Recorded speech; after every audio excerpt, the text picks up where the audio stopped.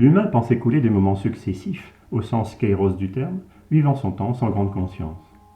Alternant nos temporalités, nous copions la culture du passé, puis nous recentrons dans le moment présent et parfois évoquons de possibles futurs. Qui plus est, nos concepts scientifiques se sont immobilisés dans une flèche du temps, d'orientation figée et étirée en passé, présent, futur, induisant ainsi mystère temporel et inertie psychologique. Mais cette ignorance, ce déni de la nature du temps humain, interdit tout accès libre au projet de nos potentiels futurs. Pour sa part, la philosophie nous guide vers une destinée de nature monocausale, soutenue par la divine providence. Notre propos se voit alors retoqué lorsque nous tentons d'échapper à l'officielle dictature de la causalité.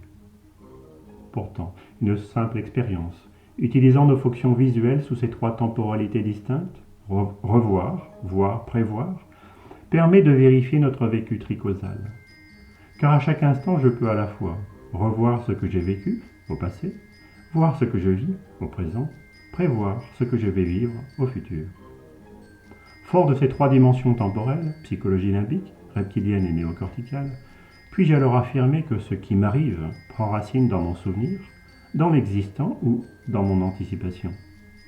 Cela dépend de ma conscience visuelle durant cet intervalle de vie, de mon vécu psychologique pendant ce laps de temps.